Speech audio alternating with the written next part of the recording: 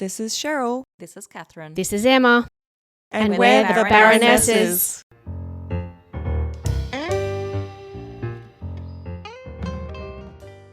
This podcast is being recorded from various locations in and around Meanjin. We recognise the traditional owners of these lands and pay our respects to all elders past and present. Trigger warning. Listener discretion is advised as this podcast may contain sensitive topics relating to pregnancy loss, grief and trauma.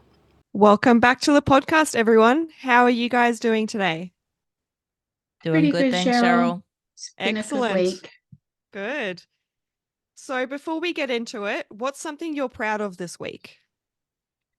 For me, I actually did something that I haven't done in a while, and I got a little bit arty, and I did some tie-dyeing. Now, I haven't done tie-dyeing in a bazillion years, and you know what? They turned out so good. It made me so Cool. happy. Oh, And so I that's was really cool. proud that I got back into doing some artwork because art makes me happy. Yeah, I That's can relate. nice. I love art. Yeah. I would say I am proud of myself this week or this month or this fortnight, whatever, because I knew my limits. So I could feel when I was kind of getting all stressed and wound up. And so I kind of stepped back a little bit. I unplugged a little bit. I started to remove things from my plate. So for me, I'm proud of myself for that self-awareness and taking a little bit of action towards that. That's great. That's really good. I think for me, I have been really good at setting boundaries lately, and I'm kind of proud of myself for that. You know, just if someone is sort of asking me inappropriate questions about not having kids or something, I'm a lot better at shutting it down and just like protecting my space. So I'm kind of proud of myself for that. That's good. That's big. Yeah. So today we're actually interviewing childless counsellor Sarah Roberts of the Empty Cradle. Here it is. Enjoy. We're here with counsellor Sarah Roberts. How are you today? Good. Thank you so much for inviting me to be on your podcast. I've listened to all your episodes and wow, amazing just to have your gorgeous Australian, sorry, slightly biased here, hometown Brisbane women. Thank you. Just thank Thank you. you. Yeah, Thank thank you, you. Sarah. That's beautiful. Thank you. Sarah, can we just start by getting you to share with us a bit about what you do and what led you to the work that you're doing now? We'd love to hear a little bit about your backstory. Sure. So my work background is from the age of 19, I started working in child protection work with young women. So from a really young age, I worked in child protection and worked with young people, counselling, and also doing a lot of health education, community education work, ironically around sexual health. So it was all about preventing pregnancy and STIs and etc. Oh, wow. So I spent a lot of years in that education space, and then also worked at TAFE for a decade. So I was teaching. But my personal backstory is I had a pregnancy scare when I was kind of late teens, early 20s. I can't exactly remember. And look, I mentioned that because often young women's sexuality can be so stigmatized, right? Yeah. And I knew at the time, so I was in the fortunate position that I didn't get pregnant, but that 2-week wait, I remember doing a lot of thinking around what would I do? How important is motherhood? And really, I think during that period was really when, for me, the absolute yes on motherhood landed. And so what I knew was that I wasn't in the right circumstances. I didn't want it at that age, but I absolutely knew from that point in my life that being a mum was kind of like part of the horizon of my life and a really important part of who I was. Yeah. And then I kind of did what a lot of 20-year-olds do, right? Like I did some education, worked, kind of spent some time hanging out with friends, travel, like all those bits and pieces that if we're in if we're lucky enough or privileged enough, sometimes we have those spaces as young women to Yeah. to explore. Um, Mhm. and I know from my mum's generation and previous generations that it was just they were often locked out of opportunities around work and education, and motherhood was the only option that they had in front of them, whereas we were often presented with this kind of range of options. And I know for so many of us, motherhood, there was ambivalence or there was complexity or it was really important. Um, and I guess I also wanted to mention that I know that some women make that really clear choice not to have children, and Yeah. complete respect for that. So I just Yes. want to frame everything I say in relation to I'm talking about the childless, not by choice women. Yeah. And we kind of know that possibly up to about 3/4, 75% of women who end up without kids, it may not have been a choice and it may not have been what they wanted. So I just kind of wanted to frame that a little bit. Mhm. So then what happened for me was that I met my partner in my early 30s. And that's such a privilege to meet somebody who you are able to form a really intimate connection with. And we tried a couple of years later, started to try for kids. And look, had assumed, like many of us, being on the pill, you could turn it off, you could turn it back on. And of course, Yeah. a decade later, fertility treatment, IVF, yada, yada, yada, Mhm. didn't happen. Yeah. And look, I was really surprised by the depth of my grief around that. I then Mhm. reached out to counselling professionals and it was hit and miss. Like I Mm. left the clinic, there basically wasn't support offered to appropriate care. It was really hit and miss around finding somebody who I actually felt safe enough to talk through what was happening for me, but also who really understood the experience well enough to be able to give me a bit of a frame of reference. Yeah. Yeah, and look, had a lot of false starts there in terms of getting support. Um, I found that some of the comments that were made, and I hear this from so many women, is some of the comments that can be made to us when we speak out about our childlessness, sometimes also being made in the therapy space. And often Yeah. it's just that they Mm. don't understand and don't have the skills. Yeah. So that really led me to take my lived experience and my professional skills and kind of refocus them on working with women transitioning to childlessness. So that's my really main thing that I do now. It's all that I do now, actually. Yeah. And That's and interesting. have you found it easy to find your market? Because I sometimes feel like childless women are a little bit hidden.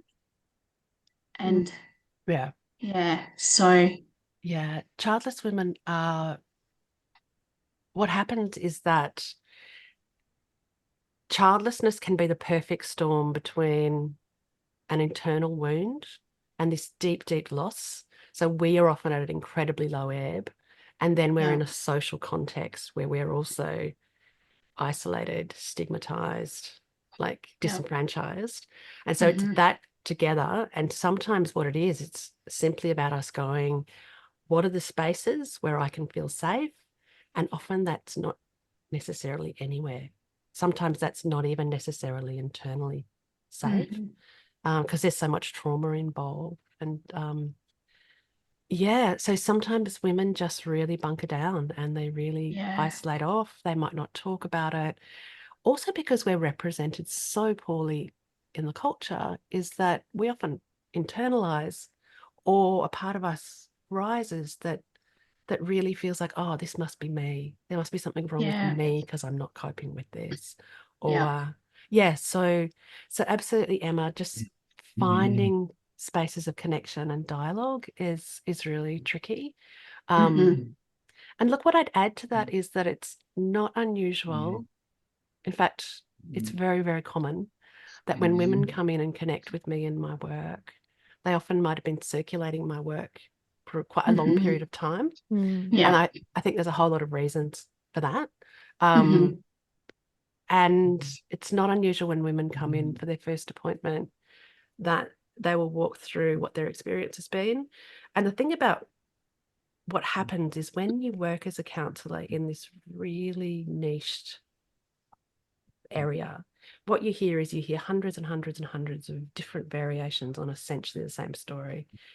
And I mean in the sense of, there's brokenheartedness, there's trauma, I'm hearing unworthiness, I'm hearing social Yeah. isolation, I'm hearing social Yeah. exclusion. And you hear all these common threads. And often at the end of that, so that might be the first time that a woman has ever spoken intimately to another woman around her story. Yeah. And then the next piece of it can be a lot of validating and a lot of normalizing. And so what I might Yeah. say is, yeah, there might be wounding, and there might be, say, some anxiety or some depression, or there might be some stuff here that might need support and a really good response. But what I can say most of the time is this is very much within the field of this experience. Like it's really about normalizing and saying, yes, that's not unusual for women to find. So, Yeah. so are you finding that through this process that you're actually also uncovering other traumas and working through that with the clients? So there's a couple of things that I would say is that how involuntary childlessness lands, it's this intersection between the individual, the family, and the social and the cultural experience. And it's like a dialogue between all those layers. And so childlessness lands into our life and our story in terms of what we bring and what we carry. So it's not unusual, for example, if we're in a social context where we feel devalued, and if we're carrying developmental or early trauma or wounding around our sense of self-worth and valuing, it's like that part of ourselves that feels really devalued can often rise and meet that script. So it's kind of like a social narrative. And what are our internal narratives that get triggered? Do you know what I mean? Like Yeah, there's yeah. stories in there that get triggered. And Yeah. so what I'm describing then is that it can be this combination of personal individual work and working on our own internal landscape.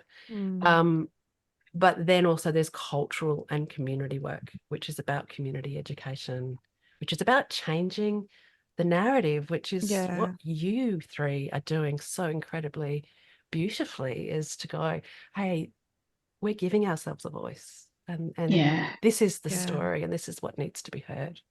Yeah. So Yeah, it's thank you. important. Thank Yeah. you. Yeah. Yeah.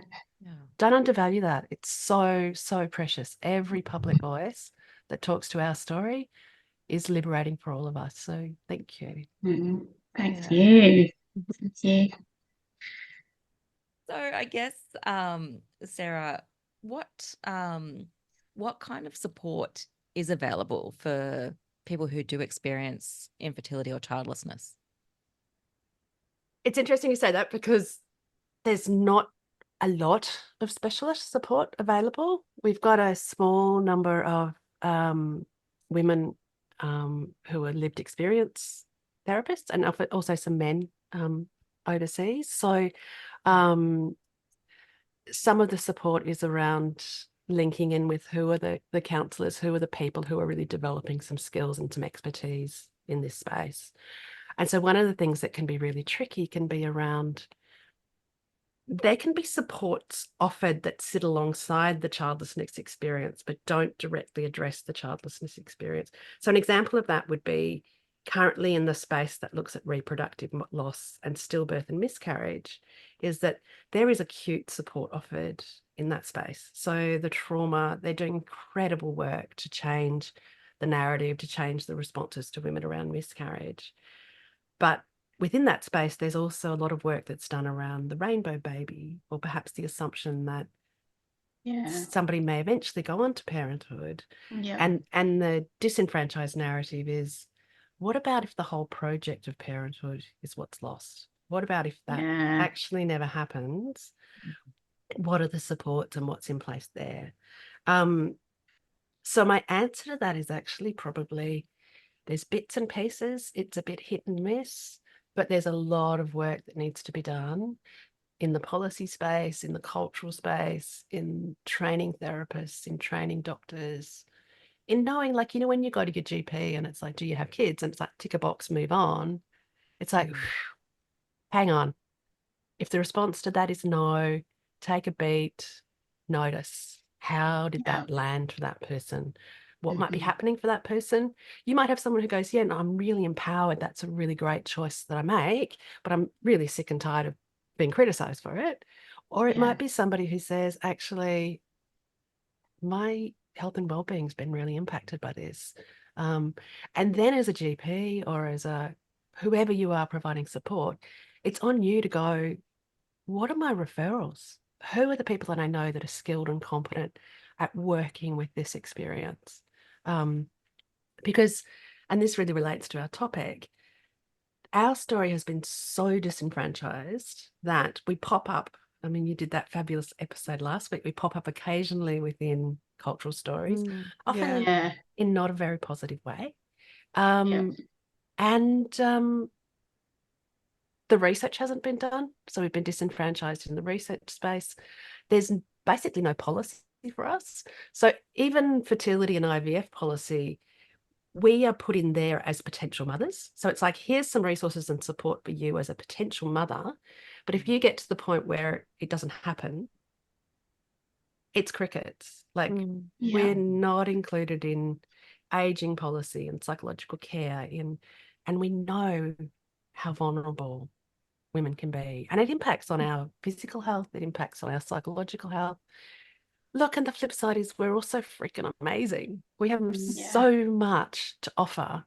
And look, one of the things that I really frame this experience is absolutely, it's heartbreaking. There's really tough stuff. But I absolutely believe that childlessness is an alternative journey into adult womanhood. And what Yeah. childlessness is it's an invitation to us to become whole. It's an invitation to Yeah. us to actually go, yep, that's a part of me. That's a part of me. That's a bit there. Yep, that's there too. And we've never had so many competent women who have these beautiful, loving hearts that have Yeah. so much to offer in community spaces. Mhm. And so there's both sides, right? It's Yeah. Yeah. both Yeah. sides of the And coin. that's Yeah. beautiful, really, that you've said that. I think that really resonates with people. Yeah. You did mention there about disenfranchised grief. Can you go into what that is, for people who don't know? Sure. So there's an amazing centre in Australia that's called Grief Australia, and they are based in Melbourne, and they're funded, and they have for decades worked with really supporting counsellors in Australia around developing specialist skills in how to work with grief and loss. And they bring out like really important specialists who do training for local sectors. So I've been really lucky to train with Kenneth Doker, who was he was the guy who named disenfranchised grief and did a Oh, lot of the wow. academic work around it. And so he talks about disenfranchised grief as being a loss that cannot be socially sanctioned, openly acknowledged, or publicly mourned. So basically, it's both a grief. So if you think about being enfranchised, and I think about this in the political space. So being enfranchised in the political space is having a vote. So having a vote is having a voice and having a voice that actually has some level of power to it. And so to be enfranchised is to have an empowered voice. And so it's not just about talking, it's actually also about how do I actually feel respected? How do I feel heard and validated, and acknowledged? So that's the disenfranchised piece of it. And the thing that's really heartbreaking for us is that if you think about, for example, a bereavement, so for example, if there was a person who'd lived and had died and there was a bereavement, there's often this whole network of connections and relationships with that person. And even if it's a really complex story, like there's other people you can turn to and they can say, oh yeah, I share that loss. Like I've been touched by that grief. Our grief is often very isolated. Often it can feel like it's just within us, or just perhaps within our partnership, or just within a really small circle. And so that lack of a shared frame of reference, the shared grief, often means that we're really isolated in it. Yeah. Yeah. And so then the next piece of it then, I guess, is the grief. And of course, grief is really related to loss. So we know that grief is almost like the flip side of love. So if you love anything that you have an attachment to, that you love, it could be a person, it could be a belief, it could be an idea, it could be a hope or a dream or whatever, a job, anything that you have an attachment to, the loss of that thing, the very natural psychological reaction to that can be grief. And so grief is a really normal part of, in fact, it's actually as much a part of being human as love is. Yeah. Yeah. And so what happens for us is we live in a culture that goes, oh yeah, we've got all these love songs, we've got all this, but we don't have a really good literacy around how to grieve and how to support each other in grief. So Yeah. so Yeah. that lands there as well, right? Yeah. Yeah. Makes it Yeah, tricky. absolutely. Yeah. I just want to ask you, as I'm listening to you speak, how, so you're supporting people through huge stuff. So how do you decompress? Like, is that a heavy load for you? And how do you decompress? Like, how do you manage that? Because this is big stuff. Such a good Yeah. question. Such a good question. Look, what I will say to you in terms of this work is that this work to me doesn't feel like it was a life goal or necessarily, I mean, it is a choice I made, but the way that the relationship I have to doing this work feels like a calling. It feels like something deep within me needed to have a voice. And it feels like this sounds really strange, I know, but I was always somebody that work was something that I kind of did. I never really clearly had a sense of a career, if you know what I mean. Yeah. Mhm. And I Yeah. always felt like, what was wrong with me? Like, it always felt like the desire to be a mum didn't necessarily feel that ambitious, if you know what I mean. Like, it was felt Yeah. so Yeah. ordinary. Yeah. And so there was always a part of me that, yes, I worked and I did well and I loved what I did, but it was never this sense of, oh, wow, this feels like a vocation. So the first thing I think that sustains me in the work is that sense of,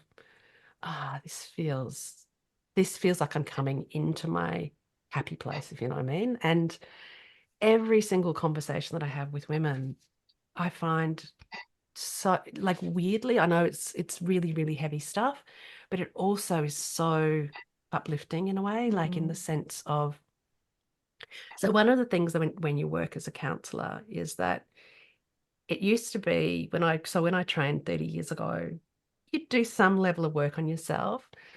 The thinking around counselling now is that one of the most valuable things that you can offer to your clients within a relationship, within a really caring relationship, one of the most valuable things you can offer to clients is a really well regulated nervous system. And so what happens is that the practice of that in terms of having to tend to self, having to having to really work on yourself and your stuff. Like, I've done years and years of therapy to really sort through a lot of my internal stuff. And look, I'm not saying I'm 100% there in any way, shape, or form. It's still a work in progress. But what it is that process of working through my childlessness grief and the trauma of that and all the secondary losses, working through that has landed me kind of in a place of feeling so much more grounded and more solid. And so that's, I Yeah. think, what really helps to carry the bigness of women's stories. Mhm. Yeah. Yeah, I guess the So, second thing I'd say within there is yeah. that the frame of reference that I bring to it is every single woman I work with is competent, is a beautiful, powerful, incredible human being who's in front of Mhm. me. And Yeah. it's almost like in my first few sessions, I'll spend time deliberately searching and looking for that and going, what's there? What's there? And Mm. finding opportunities for that woman to see that within herself and Oh, even within Yeah. her brokenness. So learning the skills to go, how do I learn to carry my story as a mature, fully realized whole adult woman?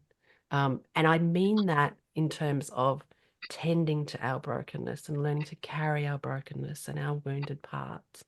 Yeah, I think that's probably something that really helps sustain me. yeah. Mm. And And I planting feel trees and like, getting to the beach and Yeah. I think all that Yeah. good I stuff.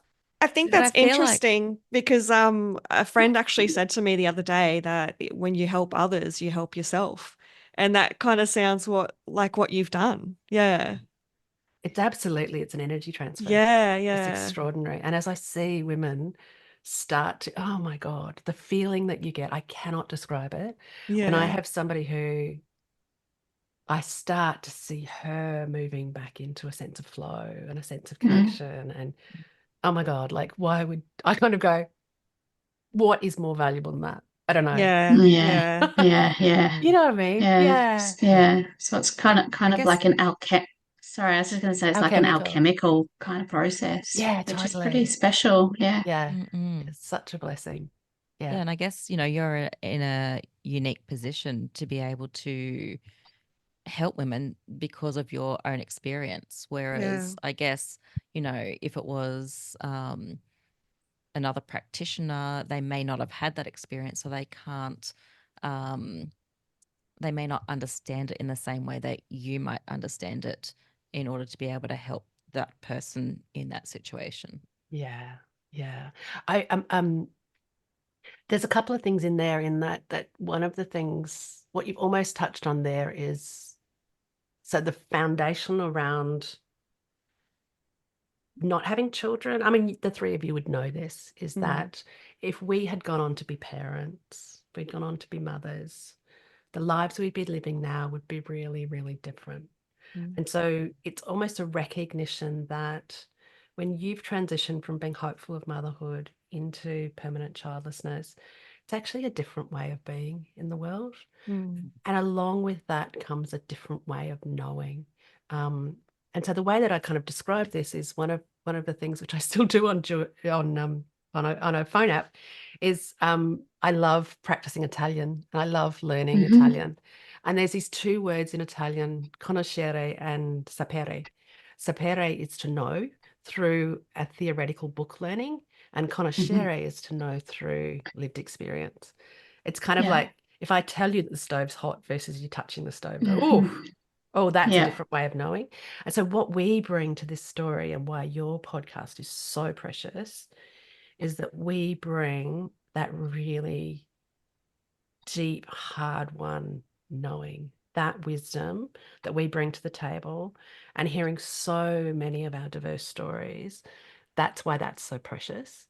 Mm. Um, and yeah, and then when it comes to the actual kind of skills that come along with that is around, there's lots of training around self-disclosure. There's like as a often a lot of therapists, well, all therapists will have a supervisor, but as a lived experience, it's often also really good to have your own personal therapist. So you can Mm. go, Yeah. what's Yeah. being Yeah. touched on here that needs work. Um, the other thing that's really interesting, and when I talk to other lived experience counselors, it's actually really interesting how rarely within the actual counseling process your story as a therapist actually comes up, because it's Mm. so centered. It builds kind of trust. It builds this foundation and a sense of safety often that I know that you're likely to get this. Mm. Um, and you're not likely to bingo me and to Yeah. Yeah. Yeah. yeah. Yeah. But Yeah. how do you deal with the idea that somebody's personal experience might be triggering for you? Can you think of an example? Do you mean in the sense of, say, if someone's grief is triggering or? Yeah, so because you've had your own experience, with childlessness? If somebody brings their story to you, do you ever feel triggered by that? Interestingly enough, most of the triggers that I might still experience, and what I'll say is I'm not 100% there in terms of going, yeah, I've totally got this done and dusted. Yeah. So I live with, because it's a living loss, so it's a loss that can unfold over your lifetime. So it's not like you have a one-off loss. It's like, I don't get to experience that. I don't get to experience that. And it's like our lives are lived alongside peers and people who are parenting. So we actually see often what might be missing. And the one thing I guess I wanted to say about the loss, sorry, I will get to your question, but I was wanting to circle around it a little bit to put some framing, is one of the things that often isn't understood about childlessness loss is that childlessness loss, what I've really come to notice is that childlessness loss can be a relational loss. So it's a relationship with the children we might have hoped to have, with being that secure base, with being able to see them live across their life. It can be a fracture in our relationship with ourselves, with our relationship with family, with friends, even with society and community, and feeling like we actually are valued and worthy and have a place, and that our stories and experiences are welcome. So there's a lot of relational ruptures there. That's what continues to unfold, I think, across my life anyway. And I'm not saying that everybody does that. So I think that actually some people will certainly go through the grief, get to a point where they go, yeah, I've really integrated that. I feel I've gotten to a place where I'm now kind of a sense of almost moving beyond that experience. But there's a lot of us that don't necessarily do that, that our relationship with the grief might change. And so we get into more of a place of we're integrating, we're more in a place of flow. There's times when it triggers up. And what I'll do when I'm working with women is let's work with you so you feel skilled and competent that if it's triggered up, that you're not needing to avoid and not going there, that you can actually hold that space to then process whatever that new layer or experience of grief is. So I think in answer to your question is that it's an ongoing, quite active practice around really tuning into what's happening around my needs, what supports needs to be in place.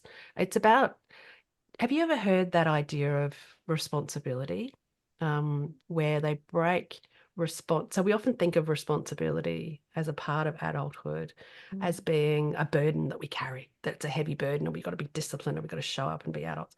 And that's a really stressful place to carry that. Whereas if we go much more lightly with that, if you think about responsibility, it's about our ability to respond.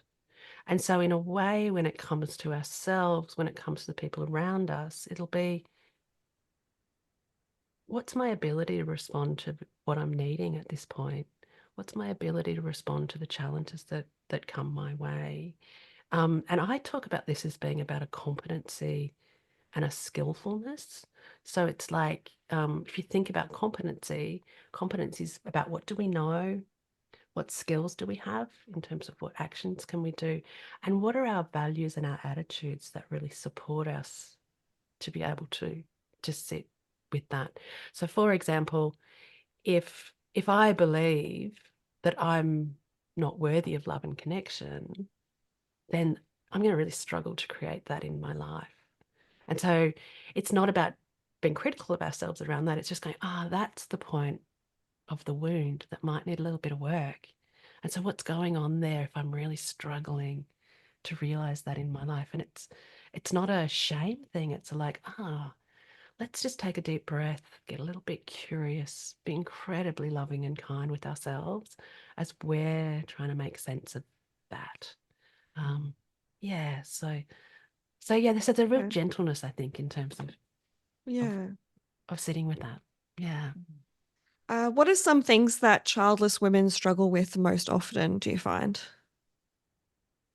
I think that differs at different points. And it's very, very unique. So that's the thing I'd really couch this as, is every woman has their own unique and very individual story with childlessness. And of course, because we're all unique individual human beings with our own story and context. I would say the first thing is probably around the grief and the transition and the trauma. So Yeah. one of the things about when I went back and did academic work, and I did training for about 6 months around grief, and the woman who taught it to us, she actually talked about that she always teaches grief and trauma together. She said, because where there's trauma, there'll be grief, and often where there's grief, there'll be trauma. And so that nexus of grief, trauma, self-worth, that is a really, really important piece of it. And one of the things that I would suggest for women when they're first coming to terms with childlessness, I kind of have a bit of a three-prong little approach to that. The first will be around, first of all, creating sanctuary. How do you create a sense of boundaries and sanctuary in your life when you're feeling quite fragile? And the most important place for this to be okay is what's happening in terms of your relationship with yourself, and how do you relate to, nurture, care for, within that place of sanctuary, yourself and your needs. One of the most important pieces of that for working with women will be around what is your is to work on getting a working understanding of your attachment style. And the reason that's really important, I know that kind of sounds a bit theoretical, but your attachment style is what happened right at the beginning of our lives in terms of our sense of feeling safe in relationships. And 50% of people will have some sort of a attachment trauma. So there'd be something that's going on that may have led them to be quite anxious in their attachment, or potentially quite avoidant in their attachment. And so that's one of the first things. And attachment actually unfolds as this style that impacts on the way that we show up in relationships, the way that we show up for ourselves, the way that we're even able to kind of make sense of what are my needs. Like if I feel stressed, do I automatically go to a place of calm and trying to support myself? So an attachment also makes a difference in how we grieve. So what happens is that people who have anxious attachment can be a little bit more focused on the grief side of the equation, and people who have avoidant attachment can be very focused on the, I just need to make it positive, I just need to renew, I just need to live this positive life. Whereas the way we think about grief now, it's like this dual process model where you've got these two sides, and what you're looking for is flow. You're looking for oscillation and movement, in that there's going to be times where there's grief, and when the grief comes up, this is how I tune in and respond to that. And also when there is the positive stuff, but just recognizing and being in that space, but just allowing flow and noticing, when do I get triggered? What triggers me? What creates safety? And, if there's trauma in that mix as well, and developmental trauma, sometimes it can just be really hard to actually just regulate ourselves and just to manage our nervous system. And sometimes we need a counselling or therapeutic relationship to help us learn how to do that, to kind of co-regulate and help us come into a state of being grounded, a bit more centered. Yeah. Yeah. And look, the third thing, so first thing is sanctuary and self. Second thing is counselling. And then the third thing is connecting with other childless women, which is, again, what you're doing is so important because it offers that voice. It offers that connection. So, yeah.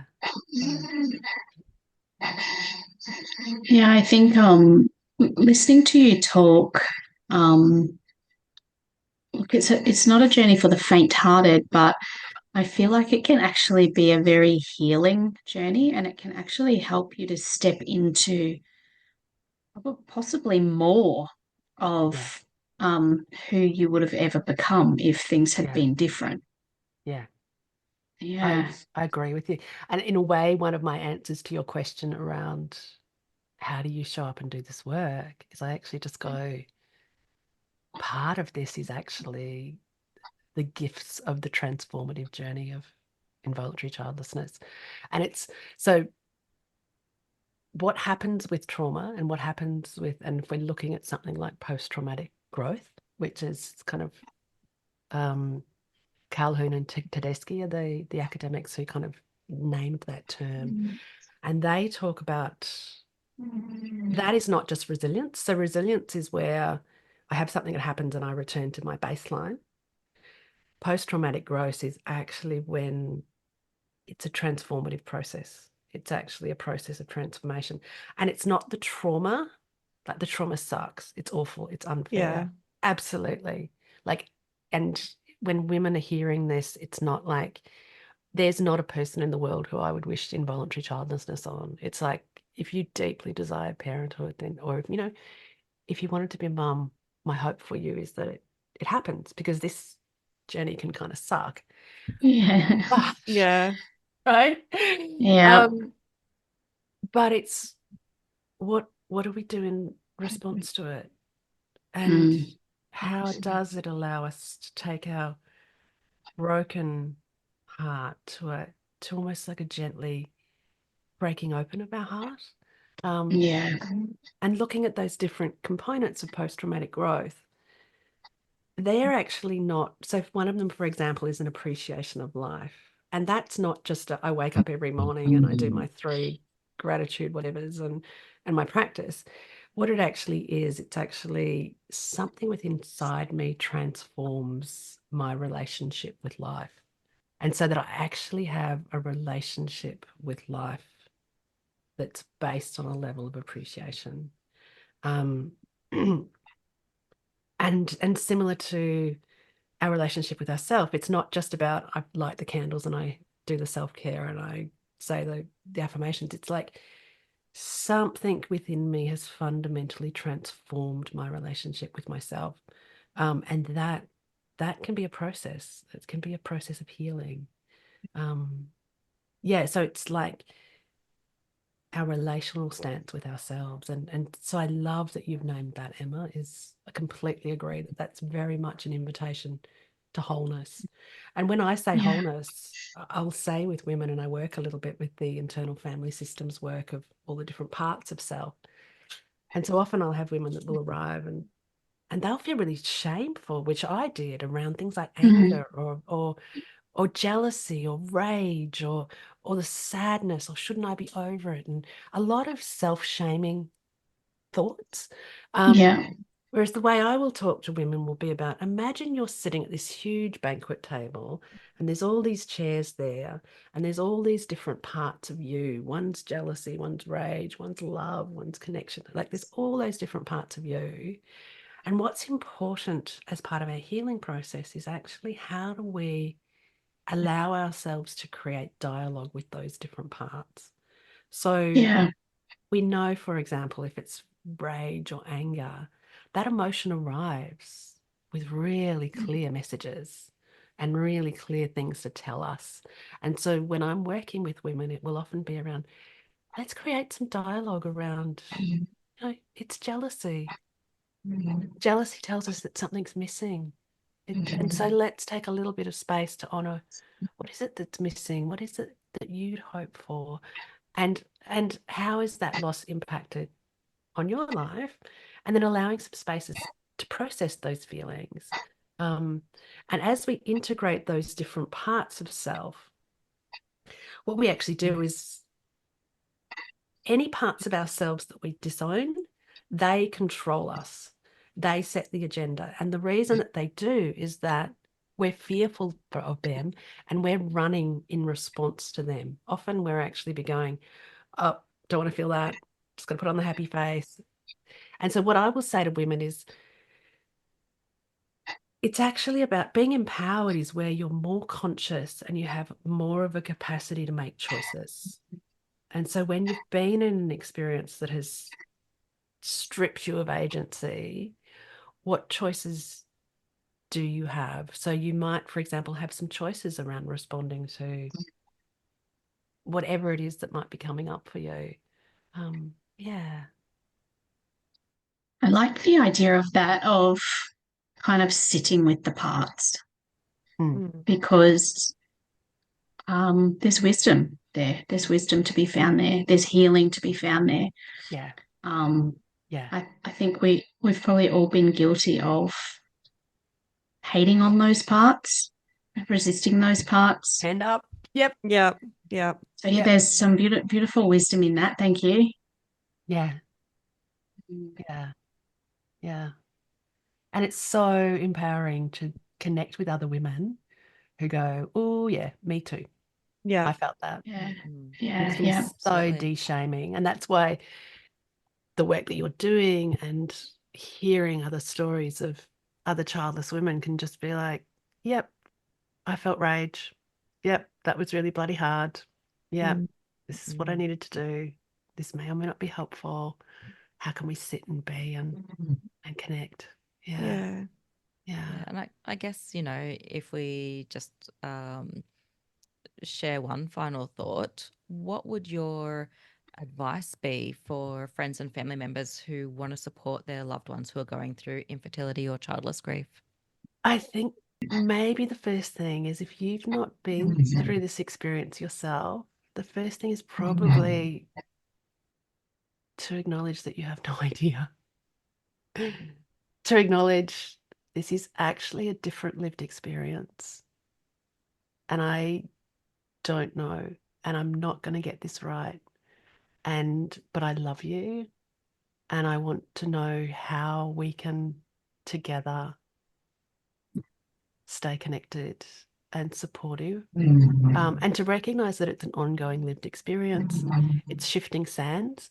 It's also a shared thing where we as childless, if we're living through childlessness, we also need to be aware of how is our grief showing up, how is our trauma showing up, how are we engaging with our own healing process. And I don't mean that in the sense of that we're responsible for that. I mean in the sense of that can be part of the dynamic that might be impacting on our relationships.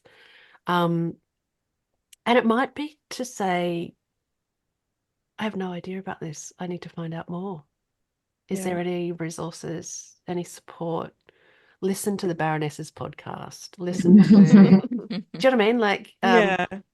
Like find out, get educated, listen to other podcasts, listen to, get some books. It's like that thing where, and this was kind of a news to me because I had a lot of attachment stuff that I needed to work through.